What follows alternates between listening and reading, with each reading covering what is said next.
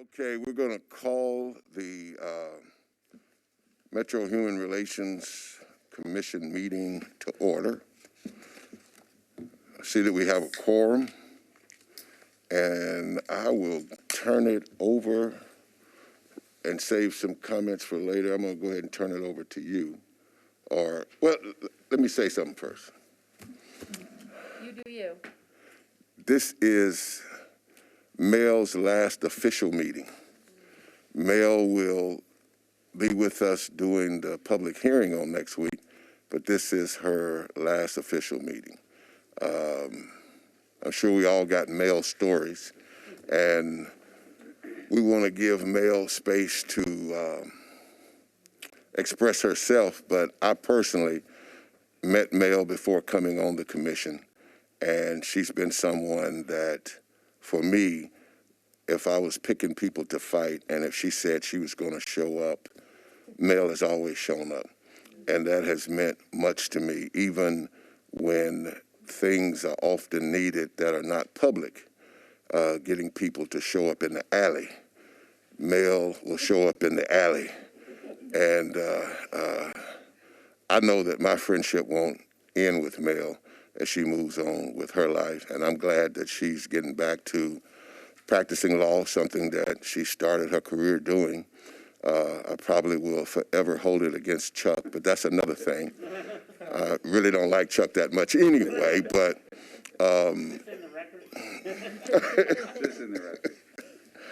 But I wish you, Mel, much peace and success in your life, and it has been a pleasure serving with you, not just on this commission, but in some of those spots and places that we've met and shared an American Spirit cigarette or two as we sought to upend all that's wrong in the world. I've grown to care much and deeply for you, and I count you as a friend, and we're going to keep doing what we do. And just by way of taking a privilege, I would also open up to anyone else who would like to do a Mel thing. I got to do a Mel thing. Okay, because now she's crying just a little bit. I know. I really think we can break her down. I'm going to drive it home. I'm just going to, break her down to just straight up weeping on the floor. Yeah, I'm going to work on that. I mean, it's going to be hard to top you, but I'm going to work on that. Okay. So, you know, I feel like I've worked with a lot of executive directors in my career, believe it or not. And the things that you embody that have really struck me over the last, I guess it's just been 2 years, are many. So I'm just going to name a couple of them because I think they're worth mentioning. There is an ease with which you convey in doing this job that upon thinking about who would replace you, I realized is going to be really hard to replace, because what we do, and I know, as David Hector has often mentioned, I bring a lot of this. We bring a lot of chaos and ideas to you, me being a major contributor of that, and you never show a face of like utter anxiety and, you know, panic at like, what are these people talking about and how can I make this happen in 3 weeks? Because we want a lot to happen and we want it to happen yesterday. And you just say, I got it. And then what happens is you actually got it and you take it forward way beyond what we were able to, like, you know, throw out on the table during the meeting. And that is an art and a science. And you have that craft down perfectly. It's such an important part of this job of leadership in general, just being able to decipher what all these people are feeling, thinking, wanting to get done towards a very important mission, being so committed to that mission that we never doubt or question what these hearings, what these meetings, what anything will come out. The Ibram Kendi stuff. We never doubted that any of it would come out any less in spirit or intent, because you were handling it. And I have learned from that. I have learned from watching you do that. It's really remarkable. And the second thing I'd say, I mean, there's a lot I can say, but the second thing I say is you live with and work with immense integrity. And we really need that in this city. And I've really enjoyed just watching you quietly work away at these incredible values. It's nothing that's like loud or look at me or let everybody know how amazing I am. It's just quietly, and I've learned a lot, and I will keep you in mind when I'm thinking of leadership moving forward. So thank you. Sorry that was long. Thank you. If we're gonna get her to cry, I mean, I'm. Anyone else want to? I'll let. You're gonna run the final blow here. I know how this goes. Clicked in first. I know who bats cleanup. I get it. Well, thank you. I of course have a working relationship with Mel back before either one of us became associated with the commission when she was with ACLU. I've always appreciated her passion, her commitment, her talent, and certainly working with her on this commission has been special these last few years. And I think she makes it look easy. And there's so many jobs, we've all seen people who can take an easy job and make them look hard. And then there are people who take hard jobs and make them look easy. And I think Mel is in that second category. And I think this commission and this whole community is better because of her. And I just want to say thank you for all that you've done and all that you will continue to do now that you've been stolen away from us. But thank you. Man, I should have gone before Marissa. She's gonna take everything I said. I gave you the chance. I know. Yeah, I think just seconding all the compliments that were shared. I think on a personal note, Mel, you were there from the minute I started becoming an organizer and didn't know anything about anything, and you were there from the beginning. And so I think it's important to know that anything that I touch, anything that we touch is a credit to the foundation that you helped build. And we would not be as progressive of a city, we would not be as strong of a city if it wasn't for your leadership. And so just wanted to say thank you. And I just want to say ditto to everything that's been said. You will be missed. I'm glad you are still in Nashville area, and we can reach out to you if we need to, but you will be missed, and we thank you. I thank you for your leadership.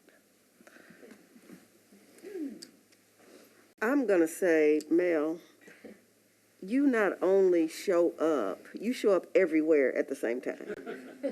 I mean, it looks like, and you make it look like so organized, so smooth, and you are one of the most efficient people that I know, watching you as a leader. I want to say thank you. I met you through Phyllis Hildreth, and Kyle Mothershead, both of which are truly people that I respect in Nashville. I didn't know what they were offering me the opportunity to do, but I have to say that I want to say thank you to them. I want to say thank you to you for everything that you've done. Nothing was too small, no fight was too big for you to get into. And I just want to say thank you for everything and all the changes that you've made in Nashville. All right, you guys. I'm going to try to make it through the rest of this meeting now. But,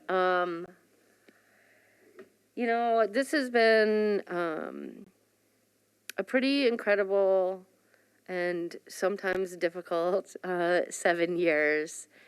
I do have to tell you, when I saw this position open, I couldn't help think, I was like, wait a minute, that's my job. Why are they offering that job to anybody else? That's my job. And I just saw so much, potential, for the commission and for the city. And it wasn't potential necessarily for me. But of course, it ended up being an incredible opportunity for me. I've made so many great colleagues and friends, and you're not writing my eulogy. Let's be clear. You're still stuck with me. It's, participating, being in community, and being next to you in your fight is something that I won't and I can't let go of. So you're stuck with me. And what we do in the office on your behalf and on behalf of the city isn't just me. I've had really great little family, a team in my office, and I just want to say thank you so much to them for making me look good.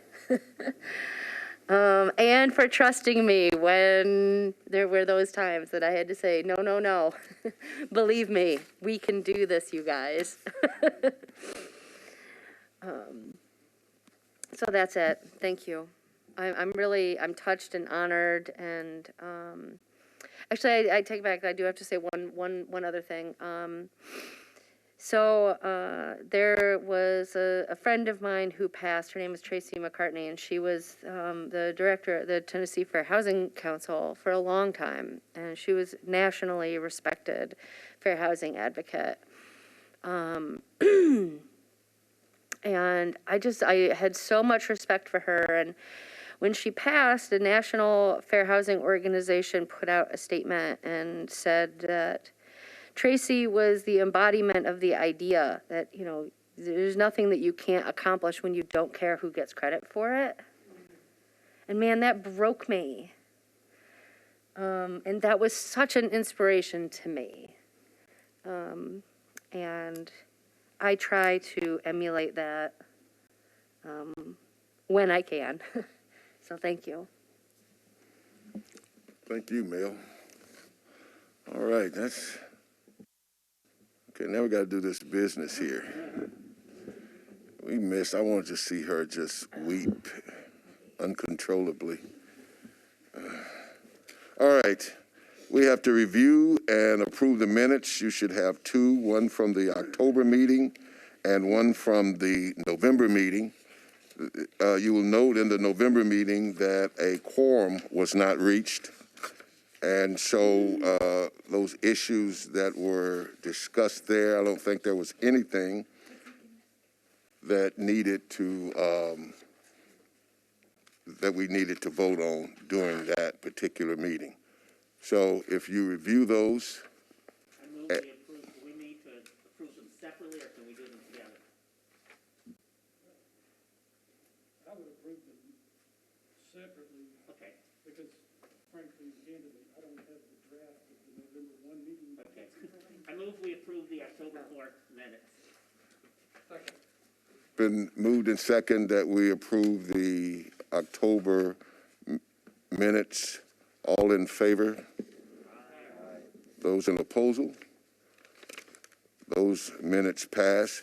Can we get a motion to approve the November? I move we approve the November 1st minutes. I'll second. Been moved and second. All those in favor, say aye. Aye. Those in opposal, say aye also. The October, I guess that's probably not Robert's Rules of Order, but I think it'll work. Won't that work? Yeah, he says it'll work. So both minutes have been approved. Thank you much. Mel, I want to turn it over to you, and we'll just go back and forth as we go through this. Okay. Yes, happy to. I did just want to remind everybody that we do have on the calendar a public hearing for January 12th next week related to the equity in our budget. I have been able to get on board one or perhaps more officials from the city of San Antonio who have developed and are continuing to develop some concrete, like, equity tools in their budgeting process. And I kind of like sort of where San Antonio is at in the process. They were very excited to be able to connect with us. It was kind of fortuitous, actually. So years ago, I used to work at Texas Rio Grande Legal Aid. And I believe it's a TRLA alum who is now working for the city of San Antonio in their office of equity. And so he wanted to contact me to hear about what we're working on here in Nashville. When TRLA is by the way, a large legal services organization. It's, it's kind of like being in a fraternity or a sorority, right? If you were right there. So he contacted me to find out what we were doing, and I said, well, isn't this just the darndest thing? Because I was hoping that you all would come share what you're doing. And so they're very excited. And I think that it will be not only enlightening for this commission, but I think that what they're going to have to share, I hope, will be of interest to others working on Metro budget and, equity within our process.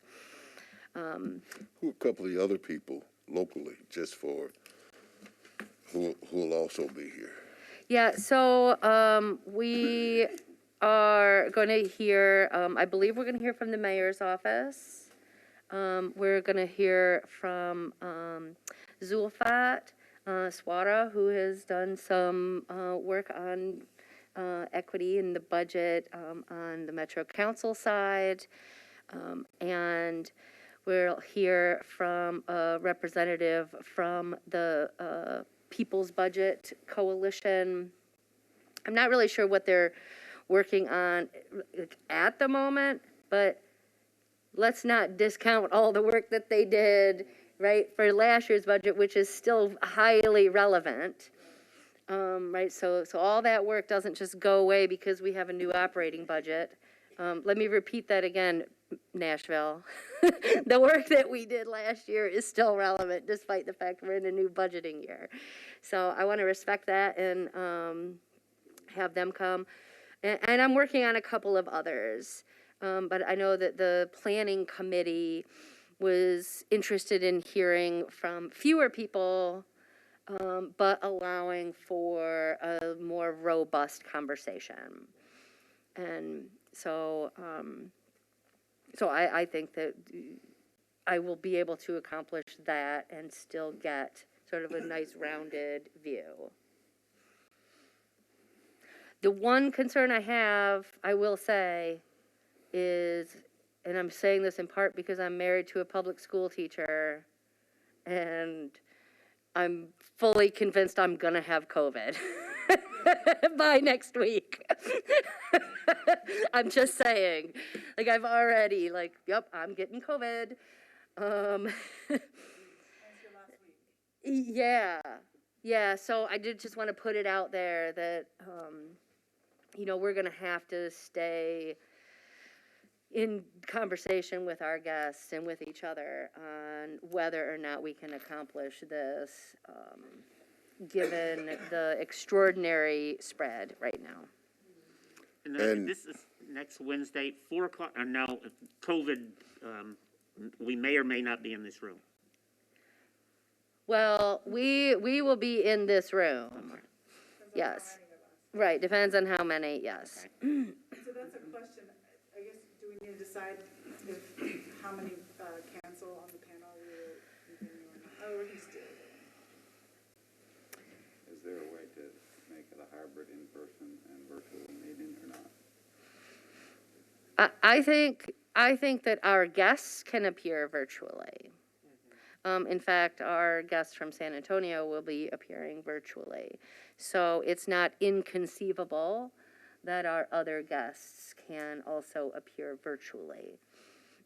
So that might mitigate some of the concern, but, Of course, the attendees not participating are offered that option of either sitting as I am or appearing through the IT website. Is that functionality for this one? yes. So if, As far as your panel, that would need to be live in person, unless the governor issues a change. Well, but I have to throw that out there. That'd be the only option to extend yourself. Do we have to, I'm sorry, is there a limited, is there like a number of people similar to quorum that need to be here, or? Okay. no, But we would want to put a plea out that as we've been doing these public hearings, our representation is important. And while I understand everybody can't make it, I'm grateful to Mel and the crew to put together these hearings that we came up with so quickly, and they have generated some interest. And this very last one, as we go to try to put together these two reports, I think can really sum up what all this was for. So our participation is important, but no, it's not a requirement per se. I'm making sure we don't need 9. Like if we have 7 or 8, I'm good to run it. So I think that sounds great. All right. yeah, and I will be sending out an email to all of you asking who can be here. Because while, yeah, quorum is not required, I do want to sort of double down on the, we've asked our guests to prepare, and, I just think out of respect, having some representation is really important. Well, right on the end of that, I was going to say that as my final comments after we got through with everything, but we've all been appointed by the mayor to serve on this commission. And I know for me, the mission of the MHRC is important to me, and it's important to the work that I do that's beyond it. And so we've had to cancel a few meetings because we can't get a quorum. And I totally understand, because I can't be here every time myself. But my plea is that the individuals who agreed to serve would find some kind of way to make every effort to try to be here. One of the frustrations with the commission is that we meet just once a month. And so many times we have missed opportunities to weigh in on issues, whether it's through a statement, whether it's through whatever, because after a month and stuff is going on, sometimes there's really no need to make a statement at that point, which makes our participation much more important. So again, I would just encourage the commission as a whole, realizing that we are often appointed to these things because of our other commitments in this arena or in the city or whatever, but still just hoping that we can pay this attention to where, as the ones who do show up and we're counting, somebody opens up the door, oh, that's just a security guard. Or, and we're trying to get to that 9. So that's my comment on that. And if I might, I will add that there are sort of attendance expectations laid out in the bylaws, and within the next 2 weeks, me and the chair will send out a letter.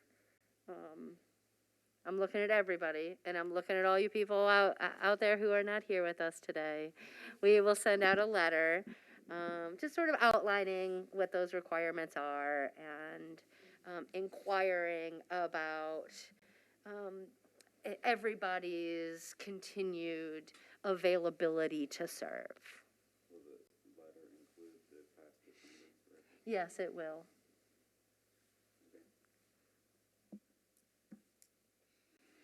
All right. The next business that we'll discuss is starting this process of finding a replacement for Mel. As someone has already said, it'd be hard to replace her. But we're not going to do all that again. You know,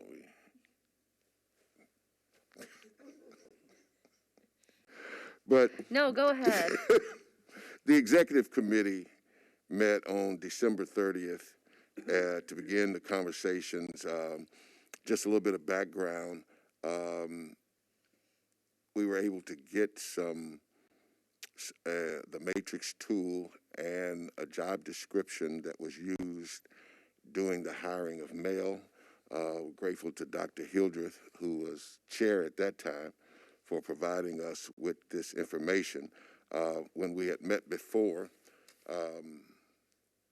we were moving forward with setting up this process.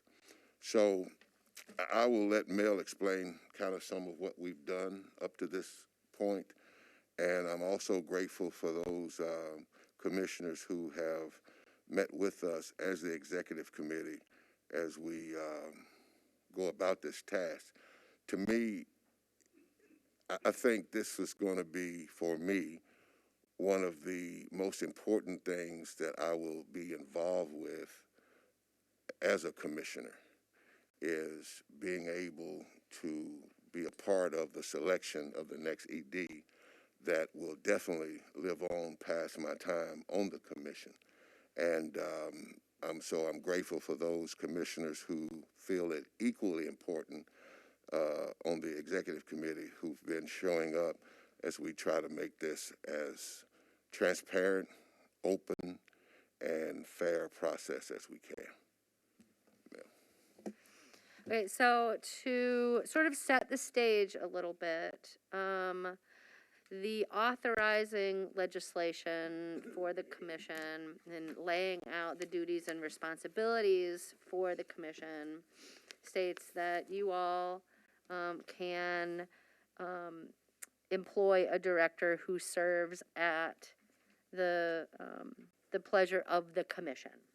So at its core, whoever you select will have to be through a vote of the full body. And I'm glad you're here, our good friend Eric, because in case we have questions about any of the process from today until that selection happens, you might be able to guide us as we're thinking about the process. So the executive committee, or the executive board, which just for reference is Commissioners Abel Fazli, Dash, Tran, Chair Tucker, and Commissioner Venick, and Commissioner Richmond, who continues to serve as the immediate past chair. So the committee met twice in the month of December to talk about, how are we going to do this executive search and transition. And the last meeting was last week on Thursday, and you'll see it was not a short discussion. We were there for a good hour and 45, almost 2 hours. But it's rather far-ranging discussion about the qualifications and looking at the draft job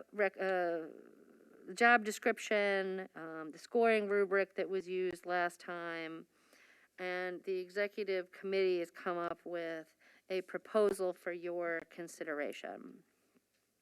The proposal is that the full commission establish that the executive committee serve as the hiring committee. So there is no separate hiring committee, but you'll delegate to the executive committee the responsibilities of a hiring committee. And delegated to that hiring committee are preliminary actions related to the executive hiring. And that would be approval of the job description that will be used by Metro HR, and then working with Metro HR, that's Human Resources, on recruitment, I think, and then working with Metro HR, doing the initial screening of the applicants, conducting the initial and second level interviews, and getting that pool down to 3 applicants for consideration by the full commission, and having the final interview with those 3 candidates being with the full commission for your selection. Along with that would be the executive/hiring committee determining if there is a necessity for an interim director. And I'll say, there's a lot of factors that will go into that, like how long Metro HR is going to take to get stuff done, where we are in sort of the COVID world. There's all kinds of considerations that we'll have to get really kind of in the weeds about, and I think that is the executive and hiring committee will be more nimble in being able to get into those weeds and determine if an interim director is required, and if they determine that there is one, that they have the authority to select and offer a short-term contract to that interim director. So that's the proposal. And what we'd like to do is, they're all listed out. If there are any questions about any of those bullets that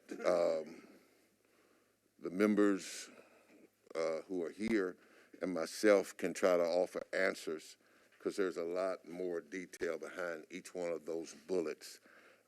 So as you look down through those bullets, if you have any questions, we would entertain them now as it relates to this motion. And I just want to add one thing, is that I think while the executive committee is, being voted on as the hiring committee, one thing that we talked about multiple times is that other commissioners that want to be a part of that process are obviously welcome to, just like the hearings and the plannings and things like that. So it's obviously not, we just want to make sure that it's easier to get 5 people in a room than 18 or 19, as we can see. And so that was obviously we're not trying to gatekeep or any of that front. So just wanted to add that piece as well.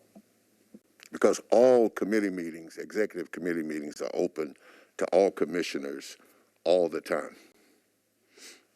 Also, I don't know if this was mentioned, but in the interest of being efficient and effective in this process, we just wanted to, that's another reason we wanted to just lay out all the things that we need to handle and move forward. We understand that it has taken a long time in the past, and so we want to just really think ahead and learn from our predecessors and be as nimble as possible, understanding that we're working with Metro government and these processes are long regardless, and we are in a COVID climax point right now, but we want to be efficient and nimble, so that's why. Yes, sir. I think it's a great process. I have a couple concerns about it, like the interviewing process. I just want to make sure it's done fairly and that candidates can't say, oh, I was subject to discrimination for, being a man or a woman or a certain ethnicity. And I'm a little concerned, anytime you're doing a hiring process, seems like you want to be careful and make sure that you're aware of what the requirements are and what you can ask and what you can't make decisions based on. And so for my own personal edification, I would like something before we come to the second step where we're doing the final interview, I would like some sort of bullet points or outline of what's kosher, what's not, you know, what are the goals. You may say something, I may say something that I think is fine that's not actually fine. I think I'm probably less likely to do that than some other people here because I'm an employment lawyer.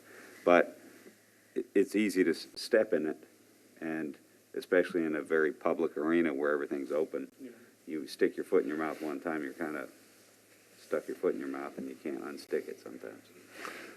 Commissioner, can I ask you then, would you be able to give us some, Look here, he's telling me no, absolutely not, and I don't want to give it. I would advise not to wear a dual hat. Right. okay, Mel mentioned an important point of working with the Metro HR department. That is their function, is to comply with EEOC and employment law criteria. So they will guide, and so as far as the development of what you say publicly, you know, to give you a guide, I don't know if they have a template of don't ask this type of question. For example, you're not supposed to say, how old are you? yeah, Something like that, Or probably even things like, oh, do you have children? Like, Yeah. cool, sort of like sure, right. conversational things that people ask all the time, may be, you shouldn't ask. But my point is, the HR often, whenever a body such as yourselves is going through the hiring decision process, they will help to guide that interview process. But whether or not they offer a bullet point, don't ask this, don't ask this, don't ask this, I don't know that they have that, but we can work with them through the legal department, talking with HR department, because we kind of, you know, assist in these types of things. But the HR department is pretty adept at that. And I would just counsel you all, if in advance of the interview process, if you had a question, submit that to legal and the HR department, and we can hopefully get a glide path to get you comfortable as to how far, what the boundaries are and where you should. Well, and also let me say, because this is an executive hire for the city, you will have the benefit of a experienced sort of managerial level hand-holding by Metro HR.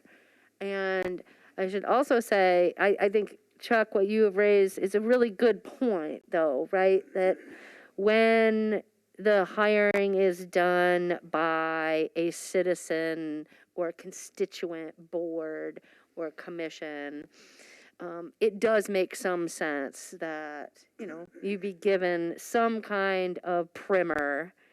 And if they don't already have that, when I'm going to set up a meeting with HR for me and Chair Tucker to talk to them about, you know, the timing and the process, and we will raise that with them, that, you know, if they don't already have that, can they at least point us to something that we can share with commissioners, so there's some comfort level.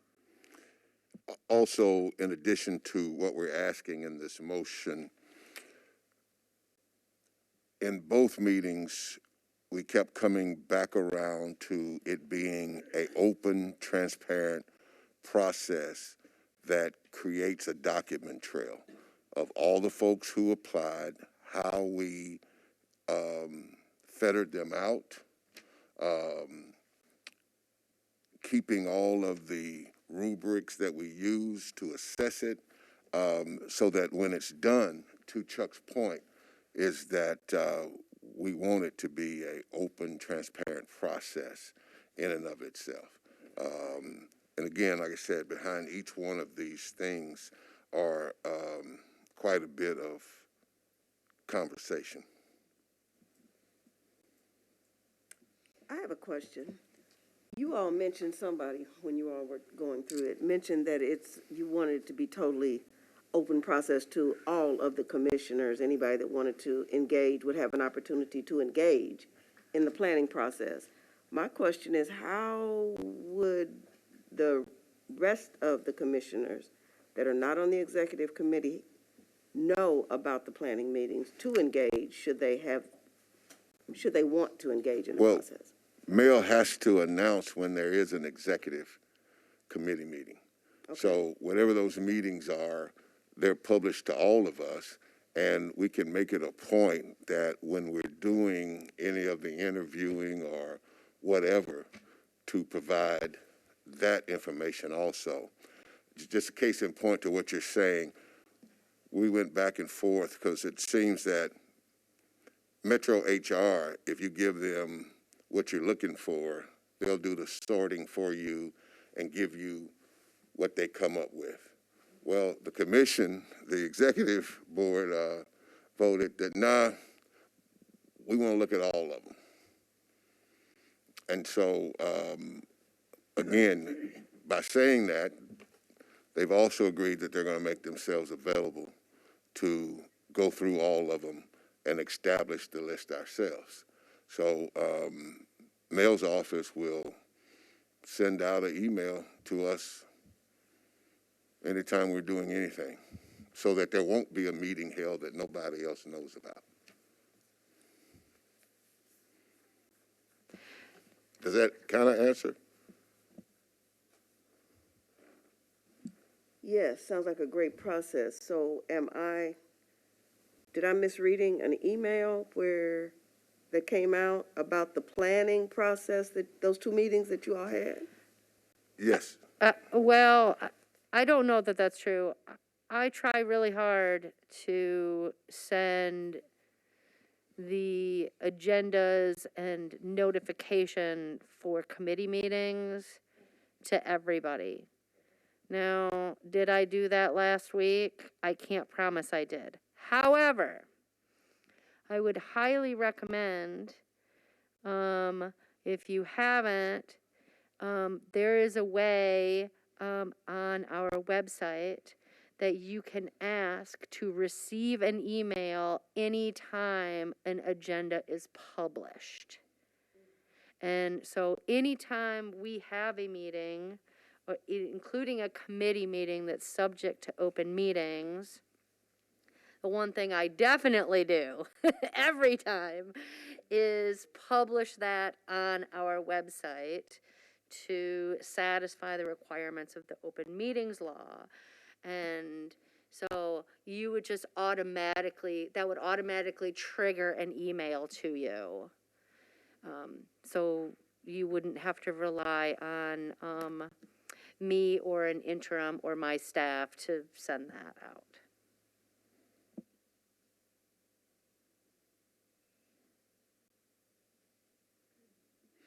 So was that sent to? I don't know if it was sent to everybody. Okay. Because I blind copied. Okay, because I was just going back through my emails. Yeah.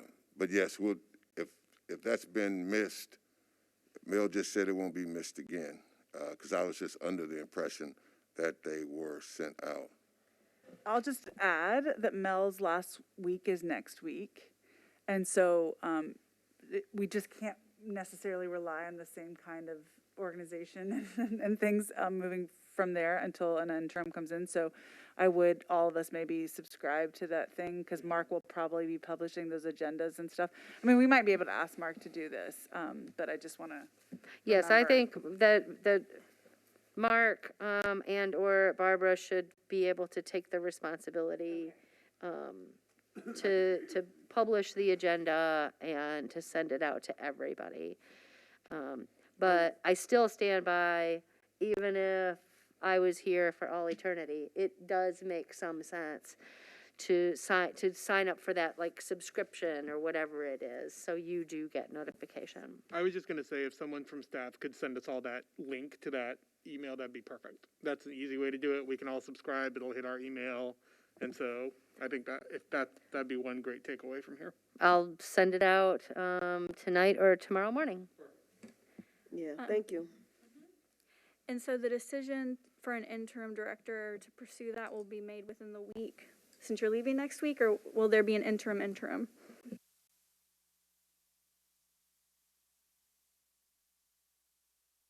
Well, the committee needs to plan this next meeting, and we need to make that determination. And I think we need to make that determination pretty quick. And if that determination is that we need an interim, that we need to identify that person. We've done some preliminary kind of discussions about the type of person for the interim.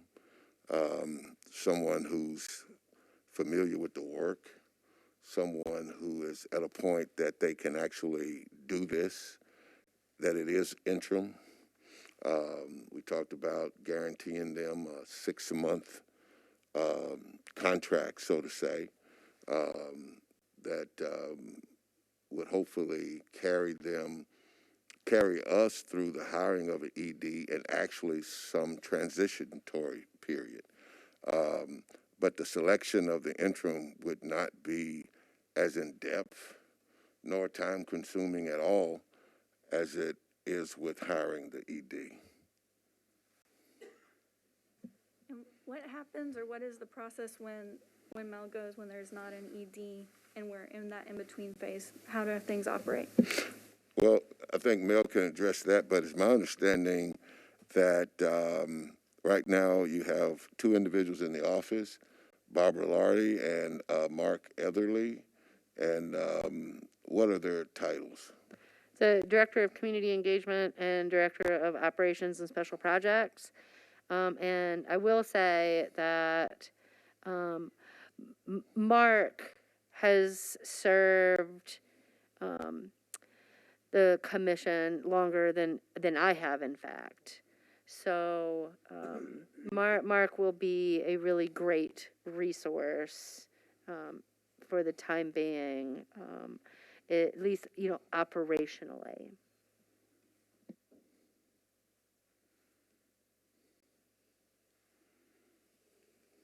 And I think we're taking any suggestions and names for interim from the commission, if anybody's got anyone in mind for the interim position.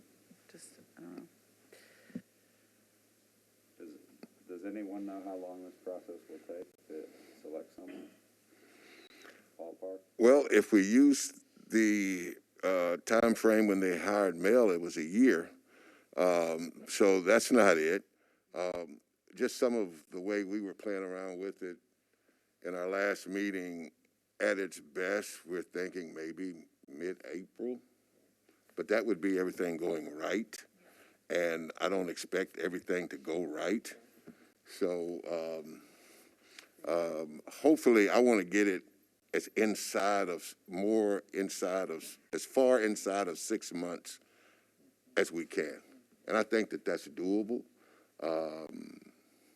The first time, as I understand, they went all the way through the process and had to start all over again. And we don't want to do that. And I think that's why using the matrix, the job description that got us Mel, we don't have to recreate the wheel. It also provides a measurement tool that's open for anyone to look at.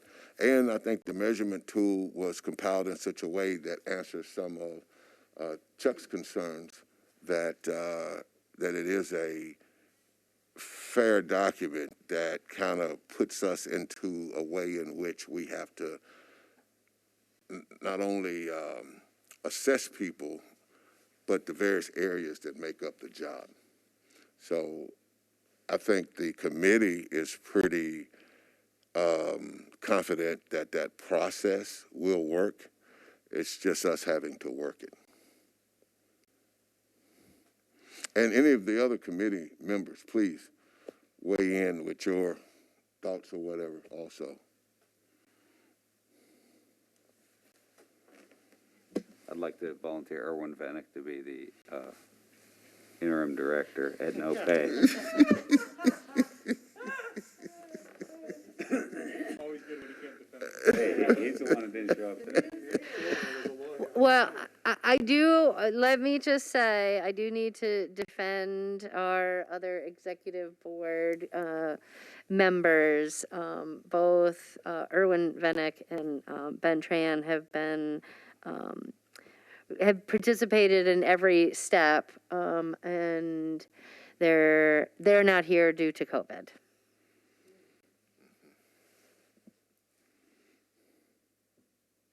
That doesn't mean we can't volunteer them. That's right. Well, you know what? We never got a second for that, so we're going to move on, Chuck.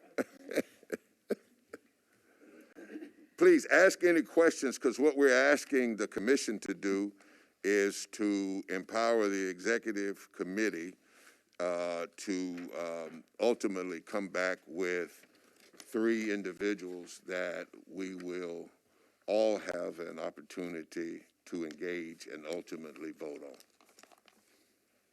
So you need a motion now for the executive committee to serve as the hiring committee? Yes, and yes. Okay, it's been properly moved and second that the motion for the commission establishing as written in the minutes on the agenda sheet would be the motion. All those in favor say aye. Aye. Any opposals? Okay, it carries. For what it's worth, if anyone cares, I would be in favor of speeding the hiring of the executive director and foregoing an interim director, because it seems like a distraction, and it's going to be double work, and it's going to be costly, and I don't know anybody who can step in and do a job for 3 to 6 months and do it effectively. So I'd be in favor of leaving it out in limbo and putting one of the people that are in place in the commission to triage and keep the entity alive for 3 or 6 months while you hire somebody who's going to take it over. That'd be my opinion. But my opinion is based on literally no experience with the public entity whatsoever. It's a really good point, though, Chuck, because I think Mark and Barbara know how these meetings are run, know how the day-to-day is run. I've had, we've had good experiences with both. So, yeah, the training of someone to come in just to do, a quarter of the job or 50% of the job, it might be more, you're right, than actually it's worth. And that's valid. The other side of that was the forward-facing stuff that has to happen. The budget process will still go on, and we're going to need somebody, and I've agreed if I get enough notice to go with whomever that is, because we're actually asking for a budget increase this year, which is going to take us having to conversate with some of the council people, even the mayor's office. There was a couple other issues that came up that to where the interim would more or less be a person who is knowledgeable enough locally to be able to continue these processes that I'm not sure Mark is available.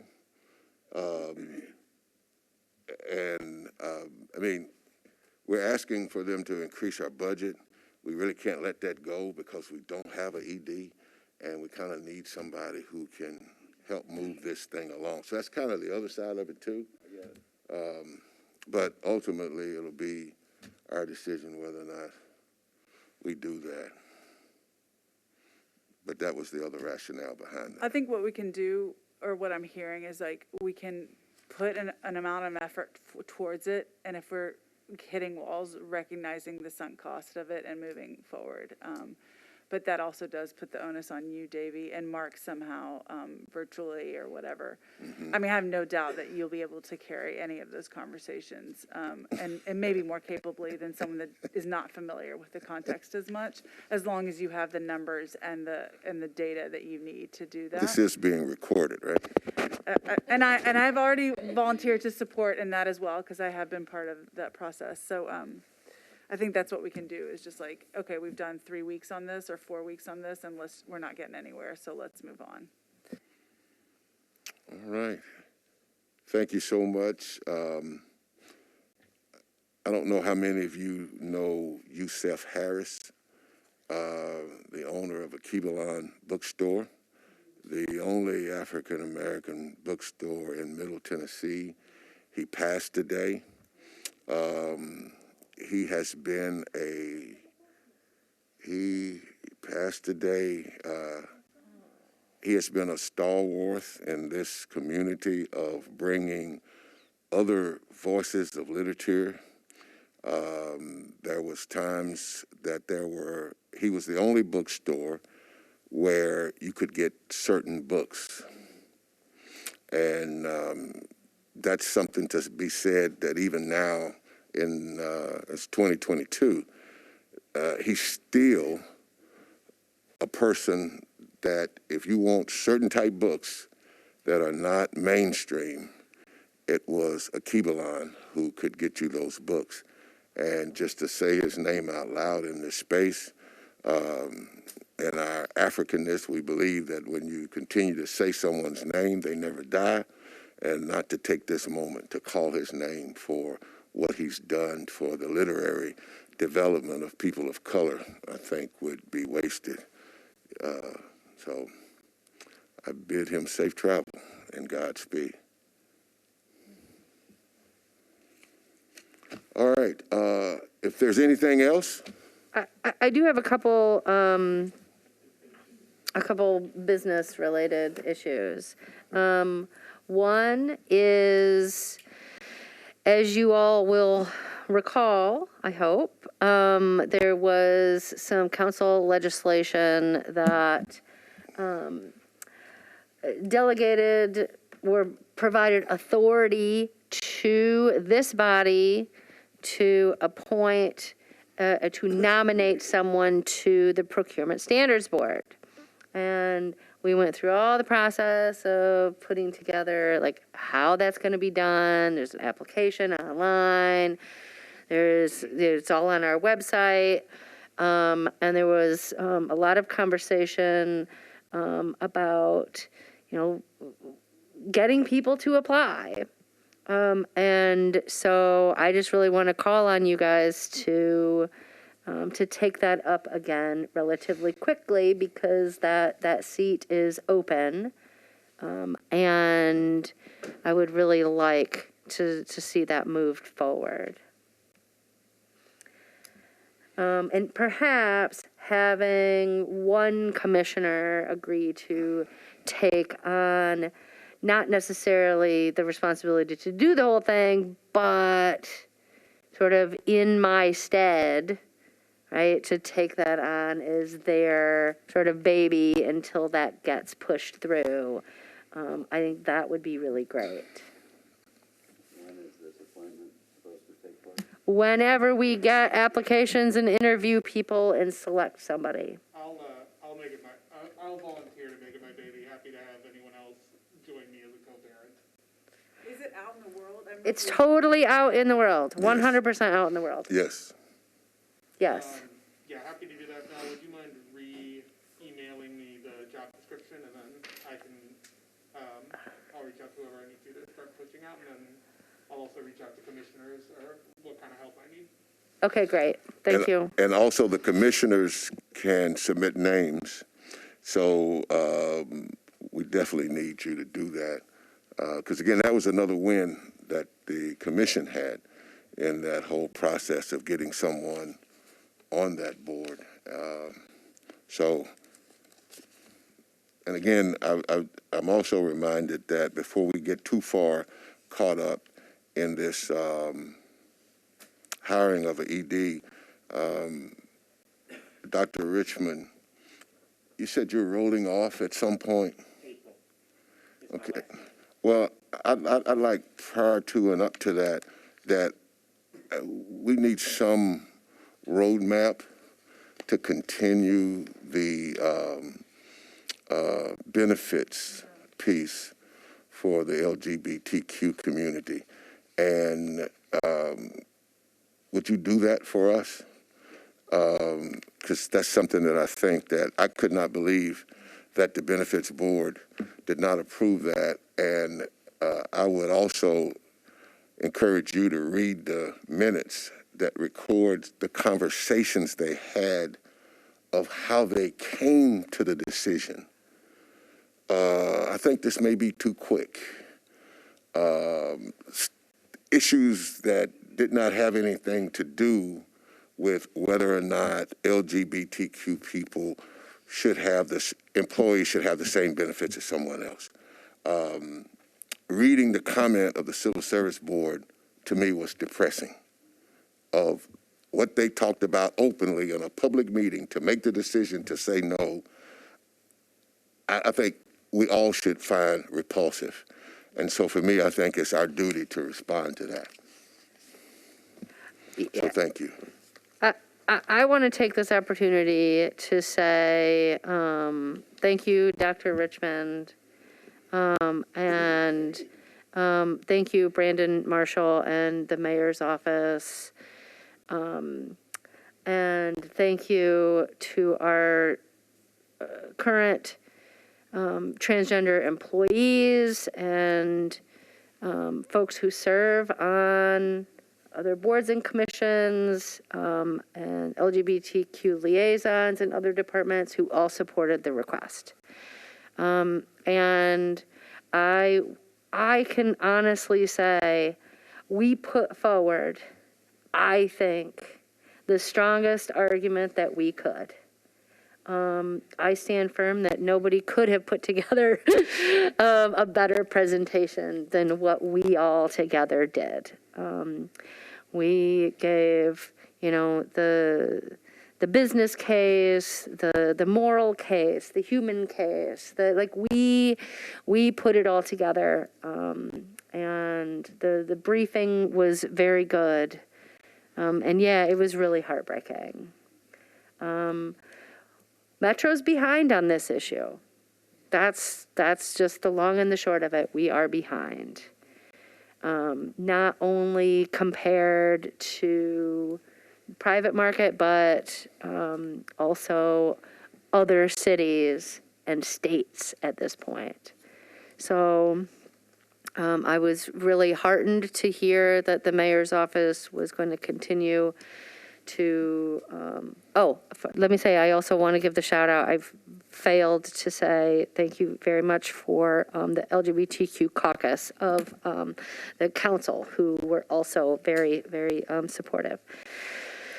Yeah, I was heartened to see that both council and the mayor's office are still committed to doing what needs to be done, you know, when that can be brought up again.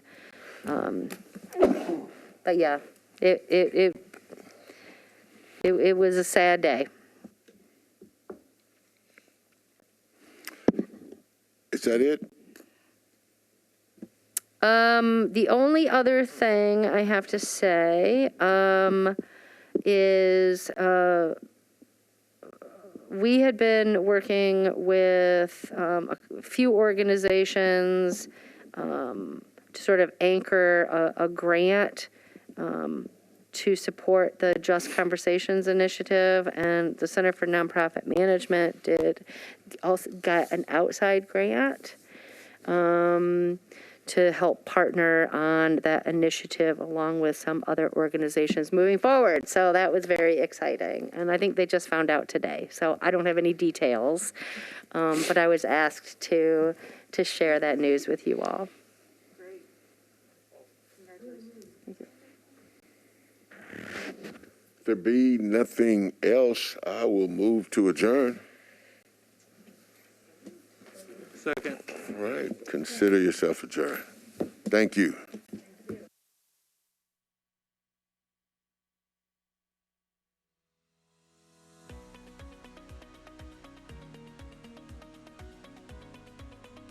This has been a service of the Metro Nashville Network.